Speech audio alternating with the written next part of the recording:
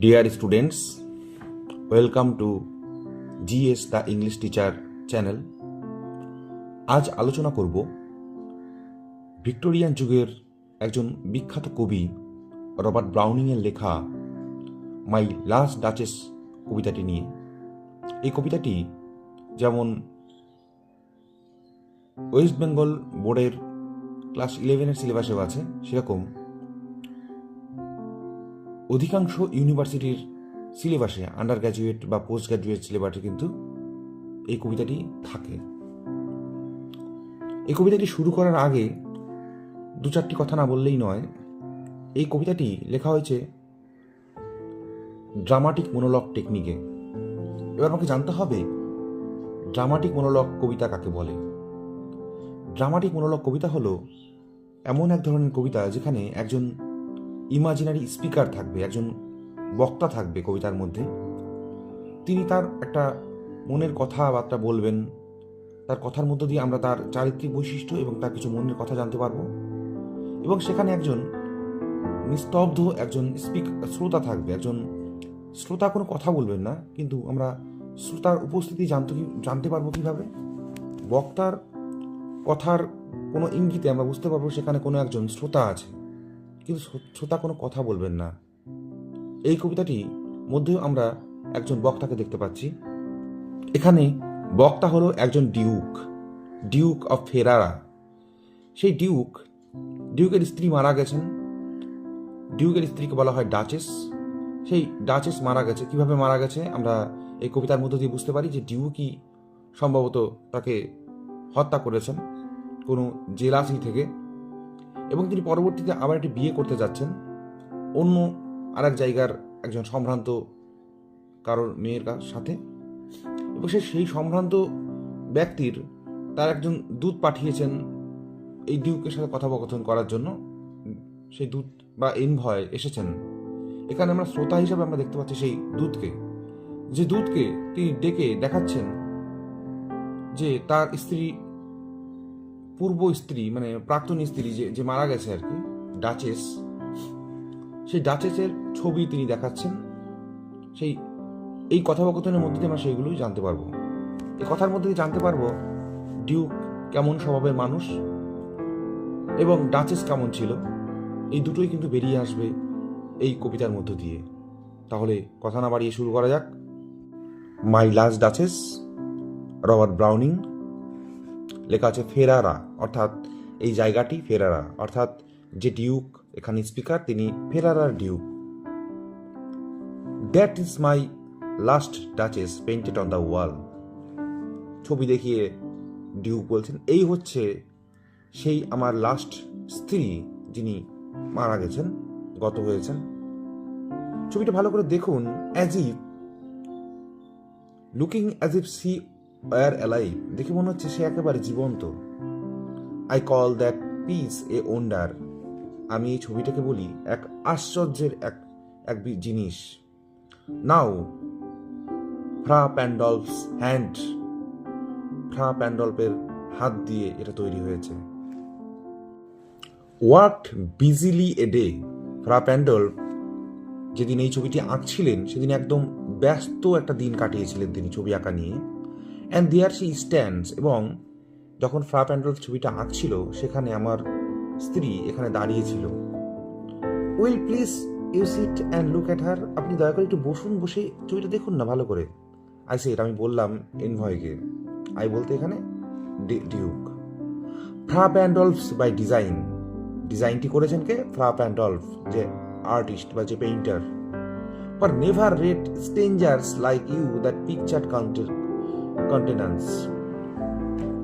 অচেনা কোনো ব্যক্তি এই ছবিটা কখনো দেখেনি, আপনি প্রথমবার দেখছেন এই ছবিটি। The depth and passion of its earnest glance, but to myself they turned. আমার কাছে অবশ্য এই ছবির আবেদন গভীর এবং আলাদা, কারণ since none put by curtain I have down for you but আমি ছাড়াই ছবিটি দেখার জন্য পর্দা দিয়ে ছবিটি ঢাকা থাকে। আমি ছাড়াই পর্দা তুলে কেউ ছবিটি দেখার কোনো সাহস কোনোদিন কেউ পায়নি। আজকে আপনার জন্য এই ছবিটি আমি উন্মুক্ত করে দিয়েছি। অর্থাৎ এইটুকু কথাতে আমরা বুঝতে পারছি যে এই ডিউক তার স্ত্রীর ব্যাপারে কতটা পজিটিভ একটা মানসিকতার মানুষ তিনি।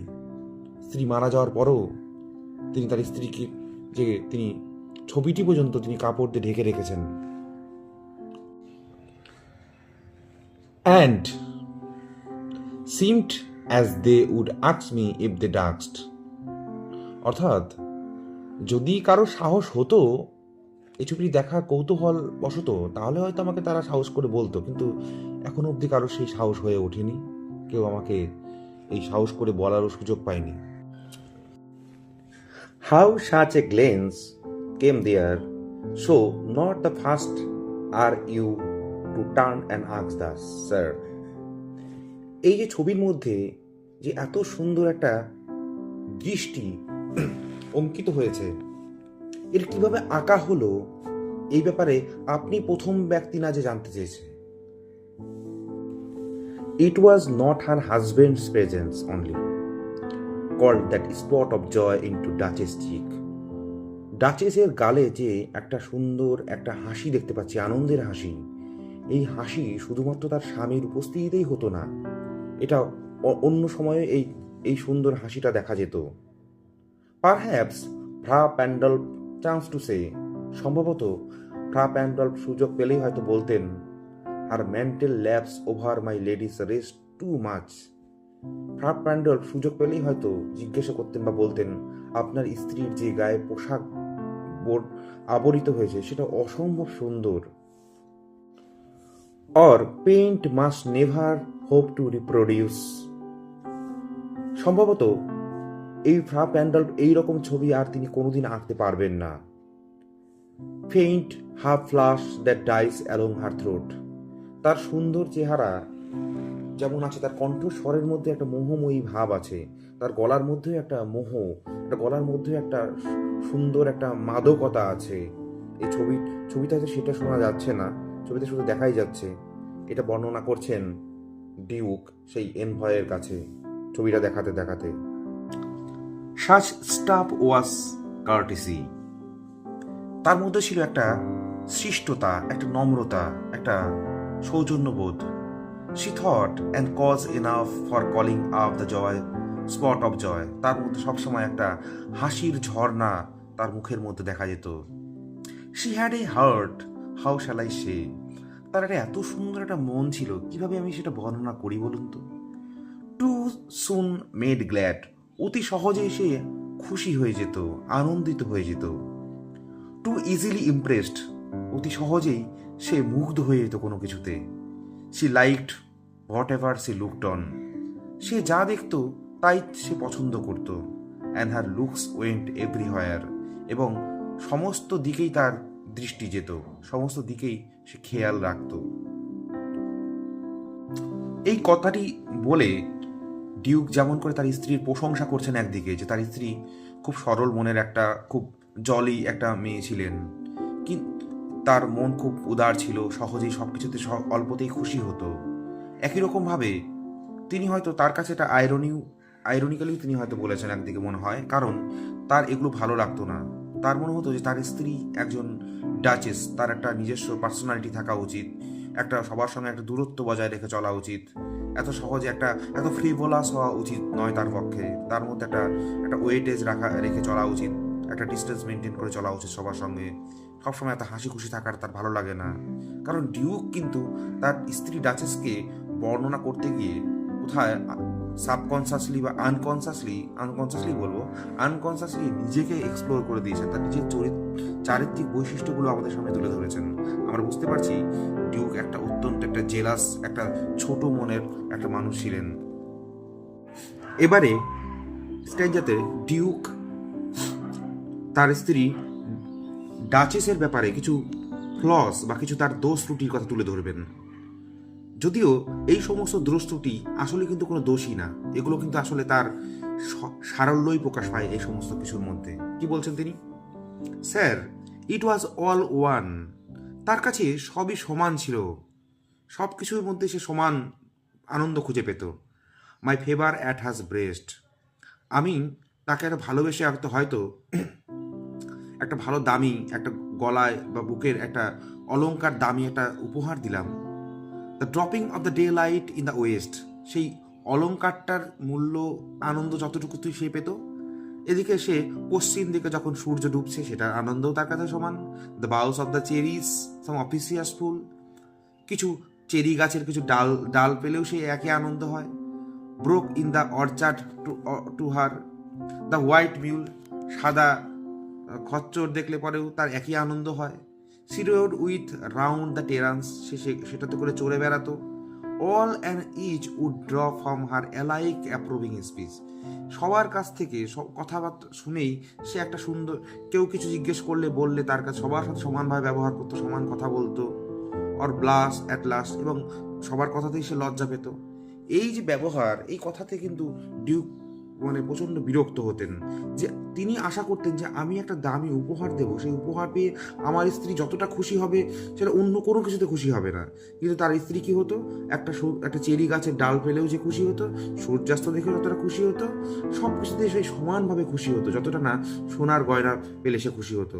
তাহলে এই যে একটা পার্থক্য অন্যান্য মানে সাধারণত যেটা দেখা যায়, কিন্তু তিনি তার স্ত্রীর মধ্যে তিনি দেখতে পেতেন না।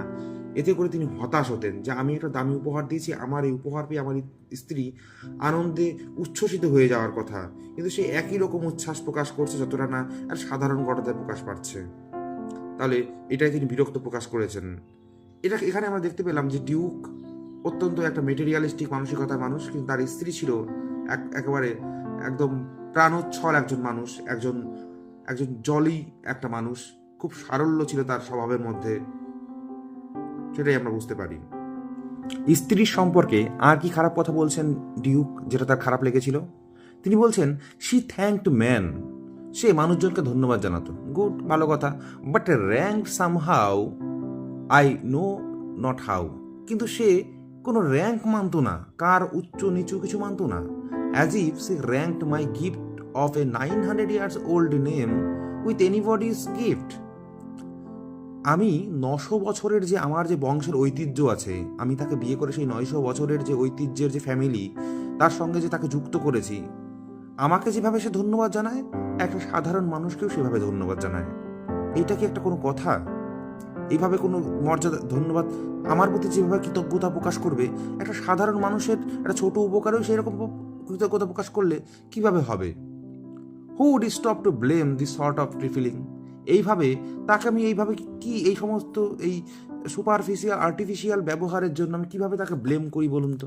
কিভাবে তার সঙ্গে আমি একটা আলোচনা করবো কিছু এইটা নিয়ে, ছোটোখাটো ব্যাপার নিয়ে বলুন তো? Even had you skill in speech, যদিও আপনার কথা বলার একটা দক্ষতা আছে, হুইচ আই হ্যাড নট, আমার অত কথা বলার দক্ষতা নেই, কথা বলতে আমার ভালো লাগে না।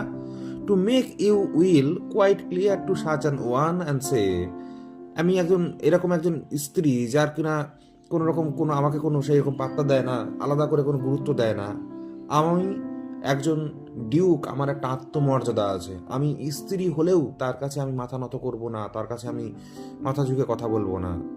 Just this or that in you disgust me, এগুলো আমার কাছে বিরক্ত লাগে। Here you miss or there exceed the mark, এটা আপনি আমার কাছে যাই মনে করুন। And if she let herself be lessoned so, তাকে এভাবে কি শেখানো যায়? Nor plainly set her wit to yours forsooth আর made excuse, even then would be some stooping, এইভাবে তার কাছে গিয়ে মাথা নোয়ানো, ঝুঁকে পড়াটা আমার স্বভাবের মধ্যে নেই। I choose never to stop, আমি কখনো তার কাছে মাথা নোয়াবো না, আমার স্ত্রী হলেও না। এইখানে আমরা ডিউকের একটা অহংকার দেখতে পাচ্ছি। স্ত্রীর জীবন সঙ্গিনী, তার কাছে একটু গিয়ে কথা পরামর্শ করাটা তার কাছে আত্মমর্যাদার হানি বলে তিনি মনে করছেন। অত্যন্ত দাম্ভিক একজন ডিউক, তিনি আনকনসাসলি কিন্তু তার স্ত্রীকে বর্ণনা করতে গিয়ে, স্ত্রীর কথা এই ব্যক্তিকে বলতে গিয়ে, তিনি নিজের যে স্বভাব চরিত্রের যে কালো দিকটা, সেটাই কিন্তু আমাদের সামনে কিন্তু তুলে ধরছেন। Oh sir, she smiled no doubt whenever I passed her, যখন আমি তার পাশ দিয়ে হেঁটে যেতাম, সে আমার দিকে তাকিয়ে একটা স্মাইল দিত, একটা হাসতো। But who passed without much the same smile, কিন্তু অন্য কেউ যদি তার পাশ দিয়ে হেঁটে যায়, তার দিকে তাকিয়েও কি একই রকম হাসতে হবে? এটা তো মেনে নেওয়া যায় না। This গ্রিউ, I gave comments. এইটা দিন দিন বাড়তে থাকলো। আমি আদেশ দিলাম আমার লোকজনকে, দেন অল স্মাইল স্টপ টুগেদার। তারপর তার সমস্ত হাসিকে আমি চিরতরে বন্ধ করে দিলাম। অর্থাৎ এখানে আমরা ইঙ্গিত পেলাম যে ডিউক অত্যন্ত একজন জেলাস প্রকৃতির মানুষ, একজন হিংসুটে মানুষ, যে তার স্ত্রী প্রাণ খুলে অন্য কোনো মানুষের দিকে হাসলে পরে সেটা তার প্রচণ্ড হিংসে হতো এবং তিনি এটা সহ্য করতে পারতেন না। এবং দিনের পর দিন তার হিংসা বাড়তে বাড়তে বাড়তে তিনি কী করলেন, তার এই প্রাণ খোলা প্রাণোচ্ছল একজন হাসি খুশি একটা ডাচেসকে, তার স্ত্রীকে তিনি মেরে ফেলার আদেশ দিলেন। There she stands as if alive. দেখুন কি সুন্দর দাঁড়িয়ে আছে ছবিতে, মনে হচ্ছে সে জীবন্ত। এখানে ডিউক অত্যন্ত খুশি। কেন? কারণ এই ছবিটাকে তিনি কন্ট্রোল করতে পারছেন। কিন্তু যখন তার স্ত্রী জীবিত ছিল তখন তিনি স্ত্রীকে কন্ট্রোল করতে পারতেন না বলে তার মনে হয়। তার ইচ্ছের বিরুদ্ধে তার যেটা ভালো লাগতো না সেগুলো সে করতো। তাই তিনি বলছেন, there she stands as if alive. সে দেখুন এখানে দাঁড়িয়ে আছে ছবিতে, কি সুন্দর জীবন্ত মনে হচ্ছে। Will you please you rise. আপনি কি এবার বসে আছেন? যখন শ্রোতাকে বলছে আপনি বসে আছেন, চলুন এবার ওঠা যাক। Will meet the company below. Then আমরা নিচে গিয়ে আমরা দেখাশোনা করি, সিঁড়ি দিয়ে আমরা নিচে নামি, চলুন এবার। আই রিপিট, আমি আবার রিপিট করছি আপনাকে, the count your masters known munificence is ample warrant that no just pretense of mine for dowry will be disallowed. আমি আপনাকে পরিষ্কার করে বলছি, আপনার যে কাউন্ট আছে, যে কাউন্টের তরফ থেকে আপনি এসেছেন, আমি তার কোনো সম্পত্তি কোনো ডাউরি হিসাবে চাইছি না। আমি যেটা চাইছি, দো his fair daughter his self as I vote starting is my object. এই সেই কাউন্টের যে একটা সুন্দরী মেয়ে আছে তাকে আমি চাইছি, সে হচ্ছে আমার অবজেক্ট। এখানে অবজেক্ট বলতে একটা বস্তু, মনে হচ্ছে একটা বস্তু, একটা সুন্দরী একটা মেয়ে, তার যেটা নিজস্ব একটা এন্টিটি আছে সেটাকে তিনি স্বীকার করছেন না। তিনি ভাবছেন যে একটা বস্তু ছিল, একটা পুরনো এটা আমাদের বাড়িতে হয় না, একটা পুরনো টিভি ফেলে দিয়েছে, নতুন টিভি নিয়ে আসি, ব্যাপারটা ঠিক সেরকম। তার আগের বউটা তার পছন্দ হয়নি, তিনি সেটাকে ফেলে দিয়েছেন, নষ্ট করে দিয়েছেন, তিনি আবার একটা জিনিস তিনি নিয়ে আসতেন, বউকে নিয়ে আসছেন। অর্থাৎ তার বউ যে একটা মানুষ, তার মধ্যে যাকে পছন্দ করছেন, সে কেমন দেখতে, তার মানসিকতা কি, তার কথাবার্তা কি, তার শিক্ষা, সেগুলো যায় আসে না। সুন্দরী মেয়ে, তাকে আমি কোনো ডাউরি ছাড়া বিয়ে করো, এমন একটা ভাব করছেন ডিউক, মনে হচ্ছে সে কত বড় একটা মনের মানুষ, তার কত একটা ব্রড মেন্টালিটির মানুষ। কিন্তু আমি পণ ছাড়া বিয়ে করব, এই কথাটার মধ্যে একটা যে দাম্ভিকতা প্রকাশ পায়, সেটা আসলে কিন্তু তার ভেতরেও কিন্তু একটা যে আসলে পণ ব্যাপারটাকেই তো একদম সরাসরি ইগনোর করাটাই তো শ্রেয়। নে we will go together down sir. চলুন আমরা এবার নিচে নামি। নোটিস নেপচুন দো। এখানে যে নেপচুনের মূর্তিটা দেখুন, টেমিং সি হর্স, এই দেখুন একটা সামুদ্রিক একটা ঘোড়া এর মূর্তি দেখুন। দো এ রেয়ারিটি, এটা খুব রেয়ার, পাওয়া যায় না এই জিনিসগুলো। উইচ ক্লস অফ ইন্সব্রাশের যে ক্লস সে বানিয়েছিল এটা, cast in bronze for me, bronze দিয়ে এটা আমাকে বানিয়ে দিয়েছিল। অর্থাৎ এই যে লাস্টে যে নেপচুনের কথা বললো, এখানে মূর্তির কথা বললো, এখানে সি হর্সের কথা বললো, এগুলো পাওয়া যায় না বলে তিনি আসলে দেখাতে চাইলেন এটা একটা যে আমি কত রুচিশীল মানুষ, আমি এই ধরনের কালেকশনগুলো করে ঘরে আমি সুন্দর করে শোপিস হিসাবে সাজিয়ে রেখেছি, আমি কত উন্নত রুচির মানুষ। আসলে এই ব্যাপারটা ছিল এই রবার্ট ব্রাউনিংয়ের কবিতার মধ্যে আমরা একটা ইটালিয়ান রেনেসার একটা ছাপ পাই। ইটালিয়ান রেনেসা নবজাগরণের সময় কিন্তু এই ধরনের ব্যাপারগুলো ছিল, যে মানুষজন ভেতরে হয়তো কুসংস্কারের বস্তা নিয়ে বসে আছে, অথচ তাদের এমন ঘরে এমন সুন্দর করে শপিস টপিস দিয়ে সাজিয়ে রাখতো, নানান রকম মাটির জিনিসপত্র দিয়ে, নানান রকম কারুকার্য জিনিস দিয়ে, মনে হচ্ছে কত রুচিশীল মানুষ। আমাদের সমাজেও এরকম প্রচুর মানুষ আছে যারা প্রচুর রবীন্দ্রনাথ ঠাকুরের সমস্ত কালেকশন, বইয়ের খণ্ডগুলো, সমস্ত কালেকশনগুলো নিয়ে এমনভাবে ড্রয়িং রুমে বসে সাজিয়ে রাখে, দেখে মনে হচ্ছে কত রুচিশীল একটা কালচার ফ্যামিলি। আসলে কিন্তু দেখা যায় তাদের মধ্যে অনেক কুসংস্কারের মানে মনে বাসা বেঁধে রেখেছে হয়তো। এই ছিল আজকের কবিতা, মাই লাস্ট ডাচেস। ধন্যবাদ সবাইকে।